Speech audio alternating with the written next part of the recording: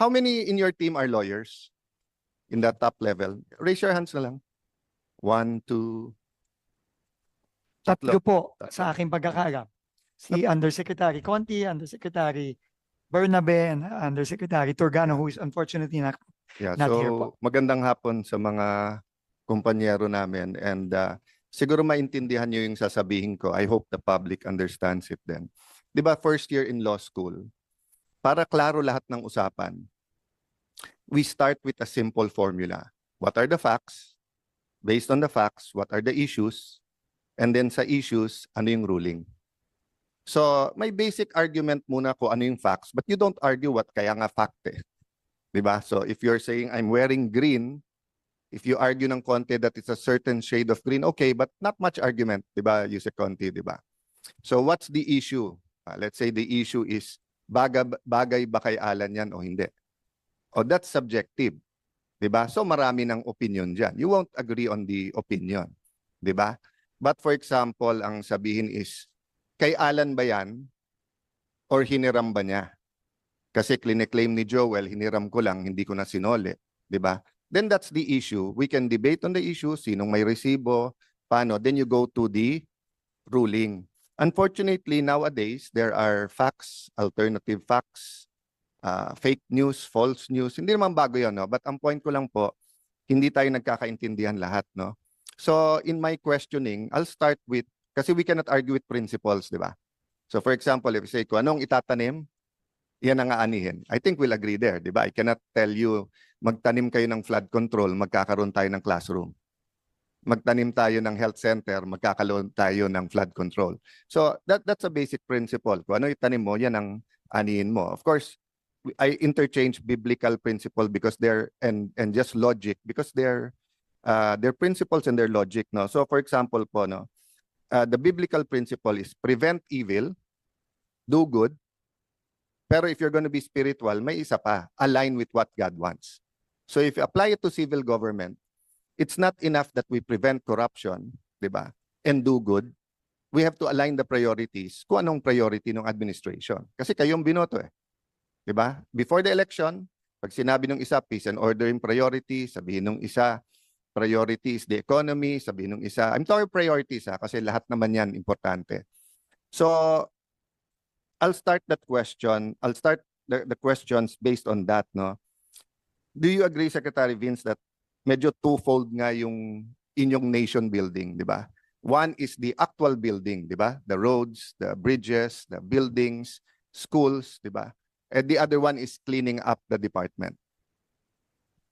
Tama po. Yun ang dalawang kabigin-biginan po ng Pangulo nung bago po ako umupo bilang DPWH. And the second one, which is cleaning up the department, is given to any agency, but usually not too much emphasis because usually we assume that there is much more good, di ba? So, kung harap ko ang BIR ngayon, I would assume there are some bad eggs, but I would assume na, or if there's a systemic problem with BIR, hindi ko naman i-assume na lahat, i-fire lahat ng commissioners or deputy commissioners, ganun din kung custom, etc. But it so happened because of the flood control ghost scandal, ha? Kasi hindi, as you said, Sec Vince, I think as far as the first Department of Public Works around the world ay may corruption na, di ba? The first public works was the Garden of Eden eh, na kinurap nung snake at ni Adam at saka ni Eve by eating the fruit. So, you know, then it's in the DNA, no? So, the point is, in fixing the problem of corruption, you need a new team, which you have. You have to see what's happening sa department, what you can change. All the senators here naman today contributed, di ba? Chairman has been contributing not only in this committee, in the Blue Ribbon Committee. Having said that, hindi pwedeng hindi dual yung priority mo. Meaning, if yung paghahabol sa lahat ng corrupt at yung pagbabago ng sistema, mahihinto naman yung public works, we lose more. Do you agree with that? Agree po, Okay. Mr. Chairman. So on that point, may I ask you this question? Do you know how to rig biddings? No, Mr. Chairman. Okay. Do you think that this is the time that you should learn?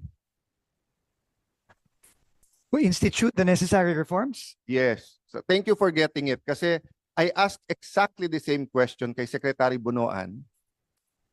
Halatang nagtitinginan sila ng mga USEC ng hindi nagtitinginan, hindi naman mukhang guilty to be fair, pero parang na-shock sa question ko tapos parang ayaw sagutin.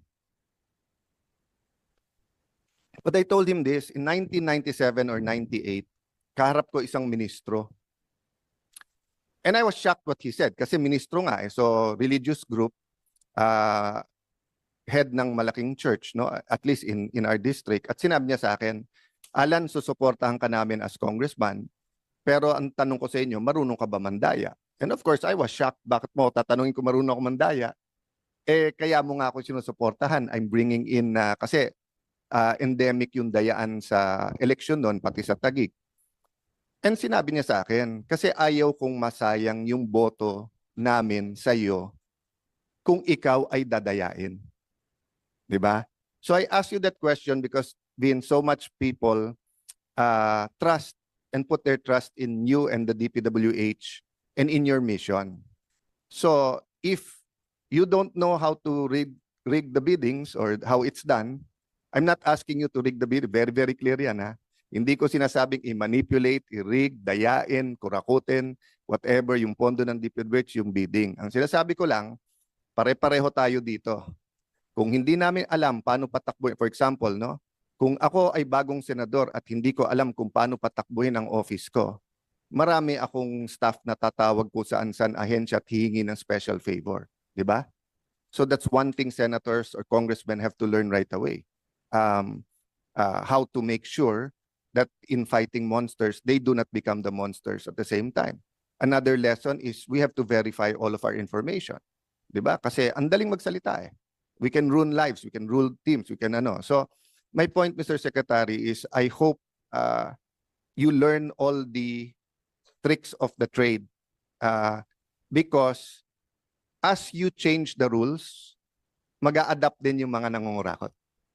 Diba? We've seen that nung bata tayo, bago tayo doon, but we're not that young anymore. So from one administration to the other, ang testimony ng mga Diskaya,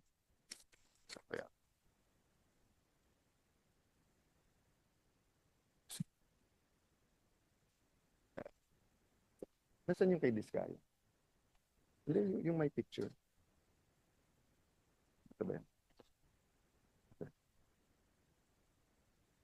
Yan. So sabi ng mga Diskaya, I'm not saying it's gospel truth o totoo, but as reference lang. Noong panahon ni former President Pinoy ay umaabot sa 10%, sa panahon ni President Duterte ay 12 to 15%, subalit sa panahon ngayon ng mahal na presidente ay umaabot na ng 25 to 30%. Ang total na porsyento na proyekto na hinihingi ng mga congressman gamit ang kanilang mga tao o tinatawag na bagman. At ito ang pinakamataas na hinihingi sa lahat ng contractor sa Pilipinas. We know also this gospel truth kasi may ghost eh. So obviously ghost is much more than 25%. And to be fair to President Duterte, President Aquino, whether we talk about President Marcos Sr., President Fidel V. Ramos, kickbacks in government contracts, lalong infrastructure, has always been a problem, di ba? So my point, Secretary, is I want to know, with such a huge task, no, wag muna tayo sa building, sa corruption muna. What will you focus on? Ano yung bullseye para sa iyo? Kasi kung hindi ka naman ombudsman at kahit ombudsman ka, 'di ba? Ombudsman hindi pwedeng DPWH lang. There are other agencies. 'Di ba? Sabi nung isang study, for every 1 peso we collect, 1 to 2 pesos hindi natin kino-collect. So 'yun ang pinakamalaking scam or scheme sa Pilipinas, 'di ba? Kasi if we collect 4 trillion, hindi na collect 4 to 8 trillion, mas malaki 'yun. Pero hindi madaling hulihin 'yun. That's every single port, that's every single tax na ini-evade, di ba? So sa palagay mo, Secretary, to be fair to you, you've only been there for 5 weeks, right? 5 weeks, no? What will you focus on? Or dito sa corruption, what's the bullseye for you? Unang-una po, nasabi ko na rin po ito kanina, Mr. Chairman, dalawa po ang kailangang focus. Mahirap po siya, pero kailangan pong gawin. Kasi yun po ang inaasahan ng mga kababayan natin. Unang-una, kailangan pong managot yung mga dapat managot. Unang-una. No? At ang responsibilidad po namin ngayon, una, mag-focus sa loob ng DPWH para po matakot at hindi na gagawin ulit. Yun po ang unang-una. No? Kami po ay nakikipagtulungan din sa ICI at sa Ombudsman para yung ibang mga dapat managot, base sa ebidensya, mananagot din. Pero tingin ko po, no, ang mas lasting na magiging legasya, at ito na rin po ang sinabi ng ating Pangulo, na yung reforma. Kailangan pong magbago. Yung mga nasabi na rin po kanina ng ibang membro ng committee, na marami po dito sa pinag-uusapan natin ngayon, matagal na po ito. Iba nga po, marami po dito, dekada na po ang binilang, hindi lang taon. So kailangan po nating baguhin yon. Example po, pagbababa ng presyo ng mga materyales para talagang mag-reflect ng totoong presyo sa merkado at maiwasan ang overprice. Yun po ay naging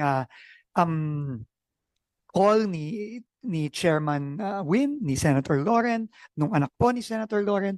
At yun po ay kailangan na natin gawin. Hindi po yan, I think ang last time po na in-adjust ang CPMD at DUPA nung 2015? Kailan? I think po nung 2015 pa. Nung time po ni Secretary Babe Singson, that was the last time na in-adjust. So we have to do that now. Kasi po, dun pa lang po, tama po ang ating mga members, ang ating chairman, na dun pa lang po, makakat mo na kagad eh. Yung potential na pwedeng nakawin, makakat na po agad dun. Hindi po siya silver bullet by any means. Hindi po, ibig sabihin, pag binaba natin ang DUPA, ang binaba natin ang CPMD, mawawala na po ang korupsyon. Hindi po. Pero malaki po ang mawawala. At ang iba pong mga reforma, halimbawa po, yung pagsisigurado na bawat pumasok sa budget ang isang proyekto, dapat yan may plano. Dapat po yan may endorsement ng Regional Development Council, ng Provincial Development Council. Marami po sa mga questionable proyekto na tinitignan natin ngayon. Wala po yan. Sabi nga po ng mga mayors na nakausap natin, ng ibang mga, kahit po congressman, nagulat na lang sila at bigla na lang may sumulpot na proyekto. Yan po ang sinabi sa akin ni Governor Bons Dulor sa Oriental Mindoro. So, dun lang po sa ilang yan, malaki na po ang tingin ko ma-address. And I think these will be lasting reforms as long as they are implemented consistently. Kasi ang problema po ako po, sasabihin ko na po dito, 2 taon lang po ako dito, 2 kalahating taon. I will not be here anymore after 2.5 years.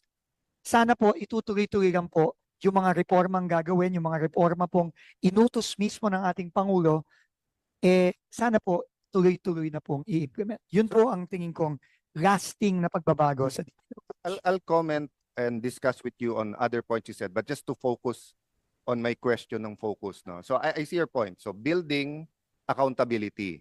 Sinasabi mo sa accountability, dalawa yan.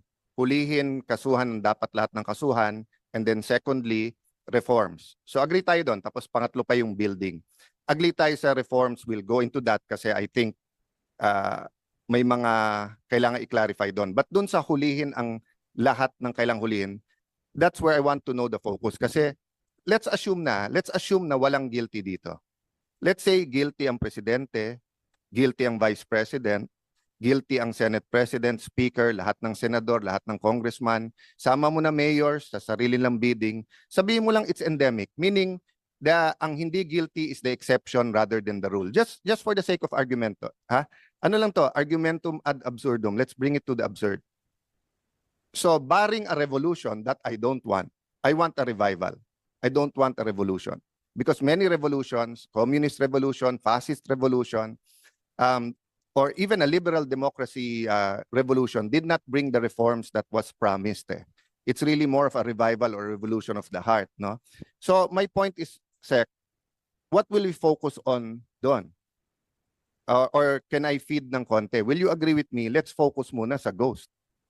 When I say focus, I'm not saying na wag mong tirahin lahat ng makikita at obvious. At of course, if a document falls on your lap, na eto hindi ghost pero rigged yung you have to act on it.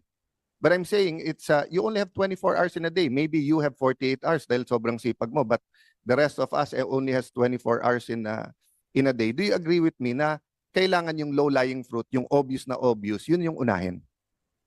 Unang-una po, no, nagsisimula po kami lahat, no, lalo na sa bagong team na pumasok sa direktiba ng which is wala tayong sisinuhin, wala tayong sasantuhin.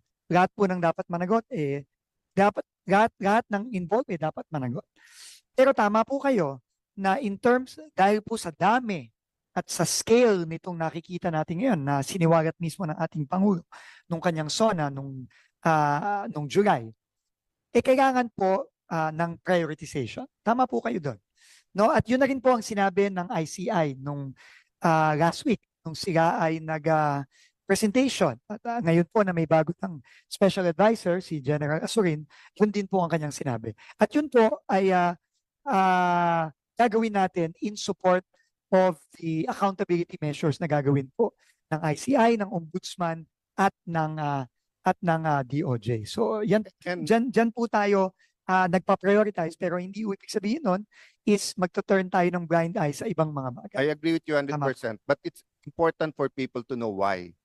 Kasi ang definition ng ghost, correct me if you have a better definition, but sa akin sa pinakasimple, nag-allocate ng pera, binayaran, pero wala talaga.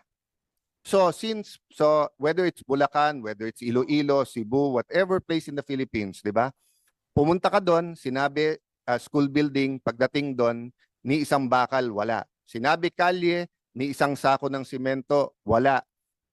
Sinabi flood control, wala talaga, pero bayad na. So it's easier to focus on that. Bakit? Walang mapapaliwanag yung guilty eh. Kaya you saw during the first hearing, nung si Chairman Marcoleta pa ang chairman at yun ang tinutumbok, nagbabago ang sinasabi ng mga opisyal kasi obvious na obvious, di ba? I won't go to the politics of it, or I'll say it na Vince, Secretary Vince, that's my point. If sana nangyari to sa isang city lang, isang municipality, yan ang utos ng presidente, walang politika, ganyan ang galit ng tao, madaling i-address eh. Pero since it's so widespread, the corruption, and it's endemic, and there's different definitions between SOP here, substandard there, swapang naman nito, dupang naman nito, di ba? There's so many definitions. So, ang sinasabi ng isang grupo, kaya pinalitan si Senator Marcoleta kasi ito yung tinutumbok, yung mastermind.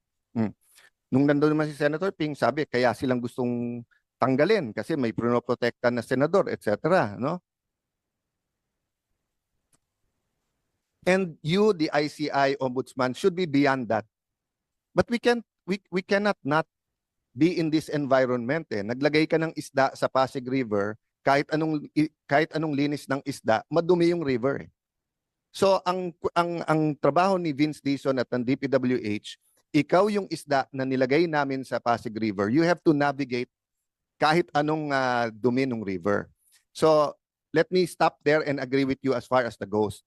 So far, ilan ang nahanap niyong ghost? Right now po, ang nasubmit po ng joint validation ng iba't ibang ahensya ng gobyerno, kasama na rin ng PNP, ang AFP, at iba pa, 400 plus po, no? 400 plus suspected, no?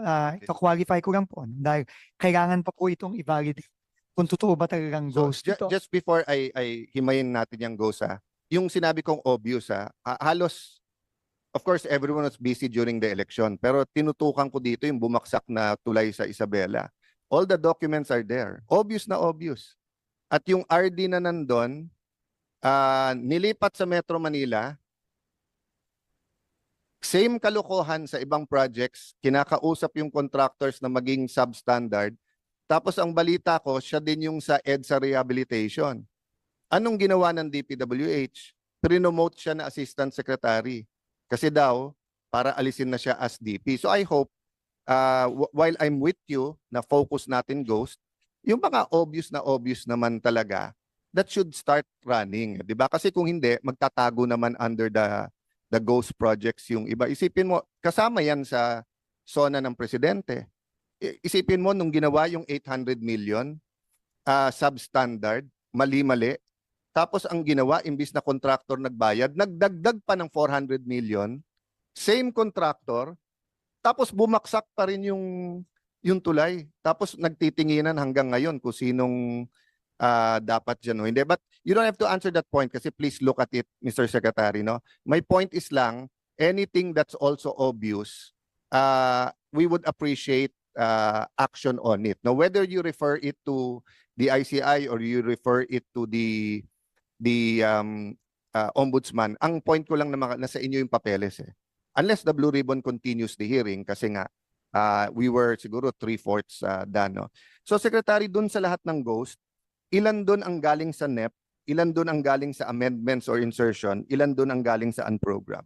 Wala pa po kaming detalye. Sa kasalukuyan po, we're working together with the ICI po to come up with the details of everything. Yeah. But Thank you, Mr. Chair. this should be quite easy to do once you have kung ano yung projects no na ghost, di ba? Kasi especially yung NEP kasi from the first printing nandun na siya, di ba? Okay. So having said that, dalawa pa yung unprogrammed, yung unprogrammed na nandun naman yung pangalan ng project sa GAA, nilabas lang sa unprogrammed, meaning nagkapondo. And pag may lumabas na project na walang pangalan sa GAA, walang pangalan sa unprogrammed pero lumabas. So take a look at that. But okay. So when will you finish the Luzon, Visayas, Mindanao kung ghost lang, hindi pa substandard or anything? Siguro po mga in a few weeks, Mr. Chairman, yun po ang ginagawa ng ating team ngayon led by Undersecretary Turgano is our head of legal and now Undersecretary So General I don't want to cast doubt or aspersions or on anyone. Kasi nga madali ang fake news ngayon. So yun po ang dilemma or yung blessing and curse nung sa internet. Anyone can take a picture, that's a blessing. Anyone can sumbong, anyone can di ba? But with AI, pwede rin mag-manipulate. Kasi kung titignan mo yung ibang algorithms, depende kung anong algorithm mo, meron mga pinapakita na 24 hours ginagawa ngayon. Na may mga crane, may mga inano, di ba? So, ang allegation nun is that ghost to, pero by the time dumating yung team nyo, ginagawa. I mean, kung ghost, di mo naman kayang gawin ng isang buwan ang buong project, di ba? Pero kung sobrang substandard, halimbawa nga, it was dapat 500 meters, 100 meters lang ginawa, so they're hoping to bring it to a logical. So is it possible that you ask all of your DEs or at the lowest level sa projects, whatever, 2020 or 2022, whatever, kunan lang ng cellphone picture? Para lang may hawak. If I Go ahead, may, go. with the indulgence of Senator Cayetano, if it's a 2022, 2023 project na bayad na, tapos ngayon ginagawa, hindi ba it falls under ghost projects, Your Honor? Yes, but what I'm saying is that ang sinasabi ng iba ngayon ay may tinitignan at may tinititigan. So pag ganitong region o ganito kasi malakas, hindi pa nakikita ng DPWH, ginagawa na ngayon. Yeah, it goes when you look at it and then there's nothing. But if you look at it tapos biglang meron pero kailan ginawa? Kahapon lang, 'di ba? So but what I'm saying it could be unfair. It could be fake news. It could be an AI or a video in another place there, 'di ba? So I'm just trying to help the DPWH. How do you have a master file right away sa Secretary's office para at least may reference ka? And of course, again, the question, where do you start? Let's start with 2025. Diba? Ito yung project sa JA, pwede bang kunan lahat yon? Oh. Second, ngayon, kung yung DE na yon nag-submit sa'yo, let's say Bulacan, nag-submit yung ngayon na nasa hearing, kinunan niya. Pero yung kinunan din ng mayor o kununan sino, or that might be the solution. Kunan ng DE, pero kunan din ng mayor or ng governor ng picture para na may reference lang tayo. Because only God knows what's happening in the whole country, and it's easy now to. And Secretary, correct me if I'm wrong. We're only talking about yung pondo na nasa DPWH kasi katulad ng DOH, lookout nila yun pondo nila yun Kayo lang yung gumagawa, di ba? Ang taga-inspect nun dapat sila. Hindi dapat sila na surprise na may ghost kasi may regional directors din sila Sila dapat nagbabantay nun. May I make that difference and correct me if I'm wrong, Secretary, while you're going to answer that question.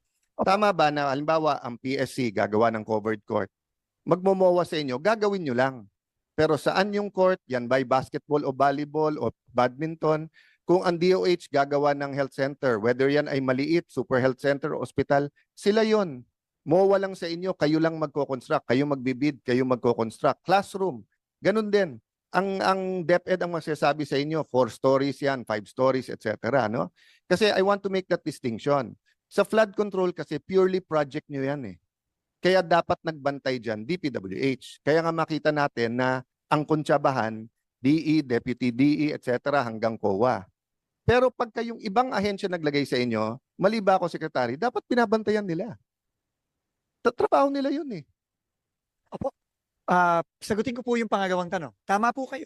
No, kung ang project po ay classroom, dapat po may responsibilidad din po ang DepEd na magbantay. Kung ang project po ay hospital o health center, DOH po, may responsibilidad din po magbantay. Ito naman po sa unang katanungan, maganda po yung idea na yon. No? And yan po ay pipilitin natin gawin. Madali na naman po ngayon yan dahil sa teknolohiya. So, isa po yan sa mga hopefully magagawa po natin na maging measure para ma-monitor po ng mabuti. Kasi malaki pong problema talaga ang monitoring sa DPWH. In fact, Mr. Chairman, paulit-ulit nga ako kahit nung few days pa lang ako sa DPWH, ang madalas ko pong naririnig na sagot ay hindi ko alam. No, yun po ang paulit-ulit ko naririnig. Hindi ni ganito, hindi alam ni ganyan. So, ang lagi pong rason, ang dami po kasing proyekto. Pero with technology po, tingin ko dapat masosolve na natin yung problemang yun. So maraming salamat po sa suggestion. Monitoring, Mr. Secretary, and of course, I appreciate yung views ng mga senador, yung proposals, no? But like here, I have here, I'll give this to you, sinulatan ko lang, Sec Vince, no? This is just a one-page summary galing sa sa EDCOM. Ang shifting, when you say dito ako nalito sa single shift, does it mean na 7 to 3 or 8 to 4 yung estudyante, or does it mean kasi sa akin pag sinabi mong may no shifting, anyway, ang ibig sabihin ng single shift, full day sila. So 36,559 schools, single shift. 2,591 schools are double shift, meaning umaga at hapon, parang Lasal Green Hills nung araw, no? Ganun sila. Triple shift, 216, meaning yung dating 7 to 3 or 8 to 4, ano yan, 6 to 10, 10 to 2, 2 to 6 ng hapon, more or less. Kung titignan mo, Sec Vince, 216 lang yung triple shift, ha? And it's only 1, 2, 3, 4, 5, 6, 7.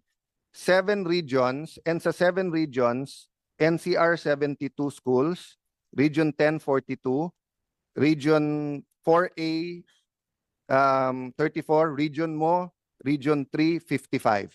The other regions maliliit, Region 5 5 schools lang, Region 6 5, Region 7 3, no?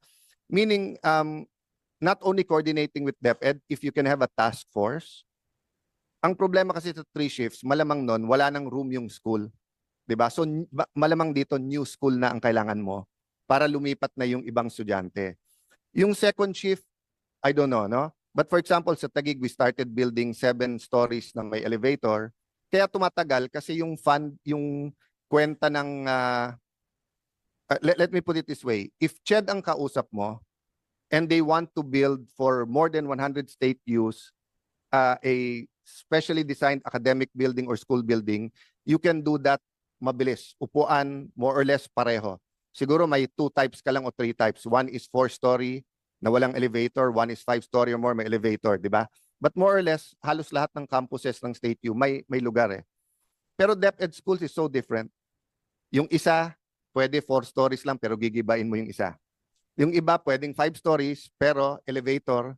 Pero yung municipality or city na yun, walang pambayad sa kuryente, baka tumaas pagka mag-elevator. So, there are many reasons why napabayan. Of course, the other reason is mas malaki kickback pag hindi school. But the DepEd has a budget for schools and only 20%. So that's not the argument there. So ganun din po sa DOH, Sec Vince, no? I'll make my point after DOH.